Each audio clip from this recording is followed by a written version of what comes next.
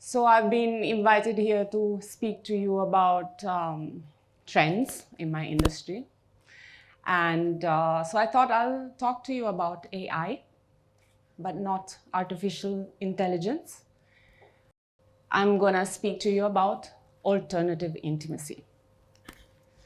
So alternative intimacy is intimacy not based on your genitals, not based on penetrative sex, and also intimacy that is not based on sexual or romantic attraction between two people, which is monogamy. So before I start, here's a trigger warning. As we all are aware of consent, I'm going to be talking about sex, if it was not clear. How many of you are excited now about this topic? Can I see some hands? Yes. Very brave of you to actually show your friends and colleagues that you are interested in sex, because most people are not so brave. They don't want to talk about it. And I talk about sex all day long because, as you heard, I'm an intimacy, sex, and dating coach. Since the past 2 years, I've also been called the queen of kink and polyamory. Not because I'm kinky or polyamorous myself, but because I've started organizing events for these two communities via the company that I founded 5 years ago, the Intimacy Curator.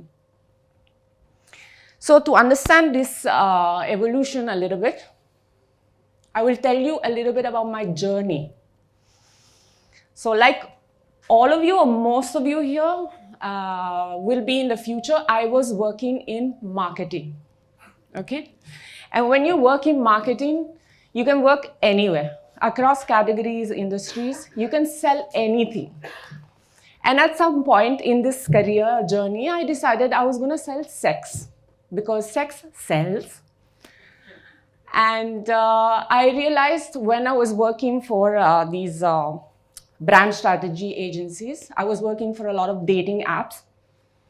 I realized that everyone was on the apps. I'm assuming all of you are, or most of you are as well. Can I see some hands again? Nobody's on the apps. Okay. Anyway, so a lot of people were on the apps, but nobody was happy. Nobody was satisfied about their matches or what was happening between the matches. The sexual wellness industry was also booming, but there were no services that catered to sexual and emotional intimacy. And that's when I decided to become an intimacy coach. And I went for training, because there is a training for intimacy coaching. It's just that it's not in India, it's abroad. Now, while I was training, I imagined my clients to be regular people, you know, like maybe couples who were getting bored in the bedroom after a few years, maybe people who fought a lot, like couples fighting, individuals who had dating issues, struggled with dating, maybe with heartbreaks, people who dealt with, you know, the usual ghosting, toxic relationships, basic stuff. When I finished my training, I got my first client through a reference. And he was a man, a 30-year-old man, happily married, working for a bank from Mumbai. So he came and he was very, very nervous. He was, it was like almost like he was hiding something, like this big dark secret. So I said to him, you know, it's all confidential. This is a safe space. You can share stuff, whatever you feel like.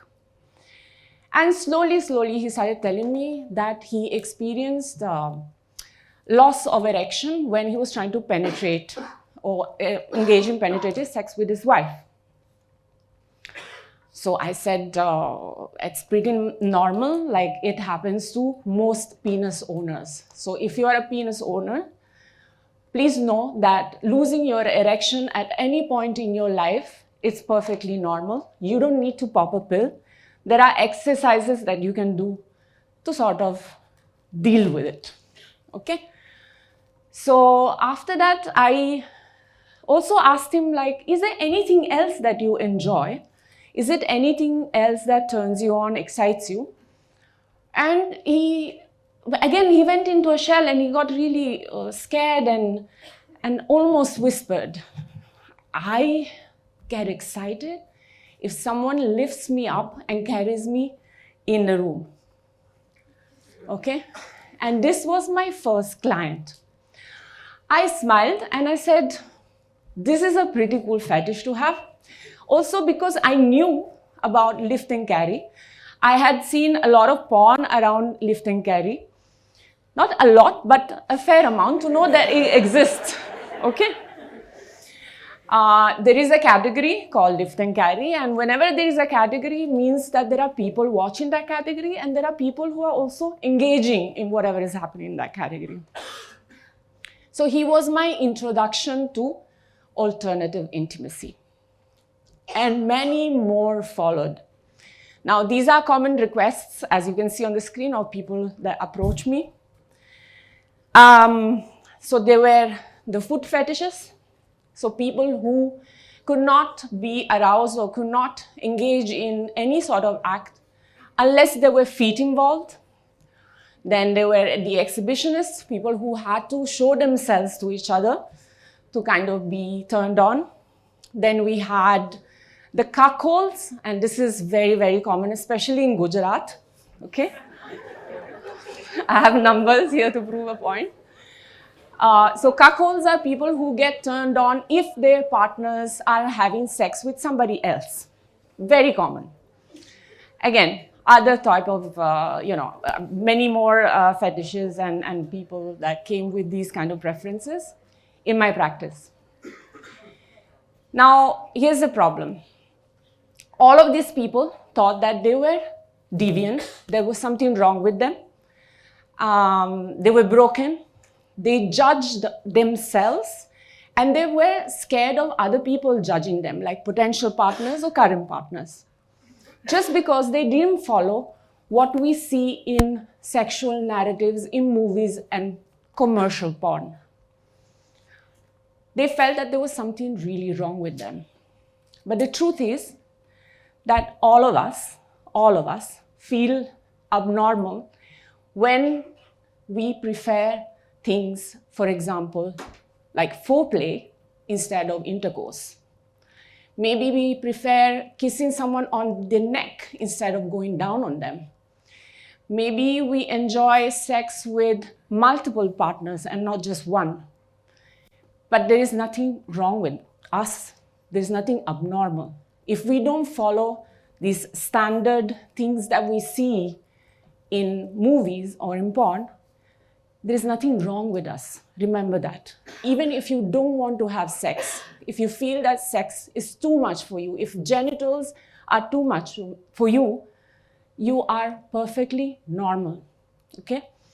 So as I normalize people's experiences by a one-on-one coaching, I listen to their desires, to their fantasies for hours, for days, and now for years, I've listened to all sorts of fantasies people have. I realized that one-on-one was not enough. So it was not enough that I was just listening to them and validating them. They needed other people like them who understood what they were talking about. They needed friends, they needed partners to play with, and they needed community. Okay? So at this point, I started organizing events or get-togethers for these people. And here's your marketing slide. Okay? So these were people who were disrupting the norms of gender expression, gender identity. So maybe they identified as men, but were submissive in bed. Maybe they were cross-dresser who wanted to express themselves in feminine versions of themselves. These were people who disrupted monogamy, okay? Or amateur normativity, the belief that we all human beings need to follow romantic and sexual love for one single person and that needs to last forever. So basically all your movies that are out there. So there were people disrupting that, not just sexually, romantically, but in all ways. And people who disrupted the norms of where pleasure could come from. So pleasure can come from painful experiences or sensations. Pleasure can come from other body parts, not just the genitals. Pleasure can come from ideas and thoughts. Okay, so these were the people who actually started coming to our events. Now, when I started, obviously everybody was scared. What are you doing? You're anyways white. You're talking about kink, you're talking about sex, non-monogamy. What if the moral, I can't even pronounce the word, moral police comes, or if the cops come? Like, what if I get arrested? I even thought that, okay, now I'm gonna get arrested, the cops will come and be crazy. Okay, but when we started, so many people came to us and we're so grateful that thank you for giving us the space and the opportunity to express ourselves, to meet people like us, that I just carried on. But I carried on.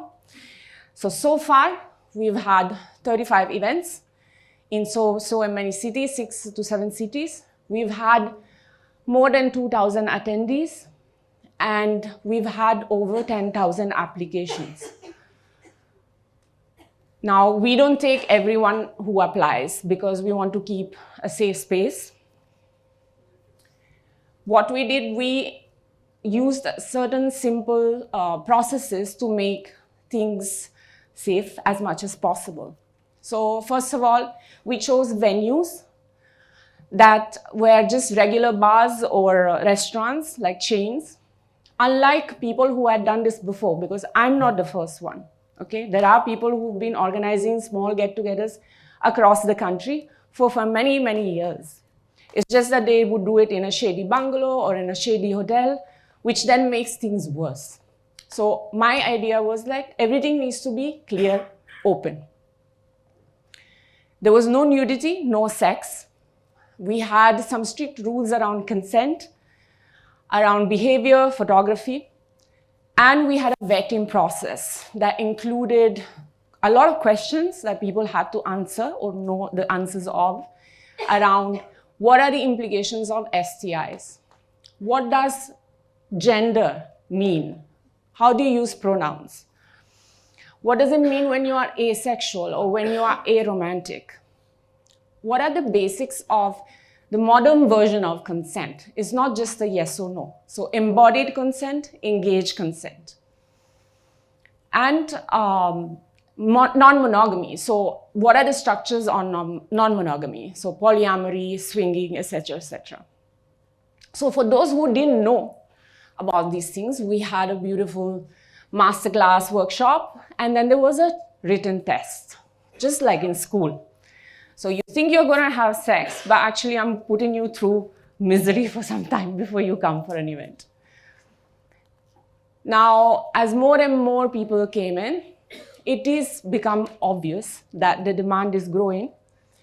So is the sexual wellness industry and the human connection market, made of dating apps, matrimonials, and social media, okay, like your LinkedIn. So, and what else that we need is a lot of conversation. We need many more conversations around sexuality, intimacy, not just from a safety point of view or from a prevention of sexual abuse point of view, but also from a business opportunity. Because right now, this is catered to only by sex toy brands, pharmaceutical companies, and dating apps, of course. Now, as the market matures, obviously there is potential for many more things. There is potential for objects. There is potential for services across categories and industries like the fashion, hospitality, nutrition, education, wedding, travel, which is already happening in the West. Now, this is not just the beginning of the Indian sexual revolution. This is a big opportunity to create an entire ecosystem of categories, careers, skills, and businesses like mine. Thank you.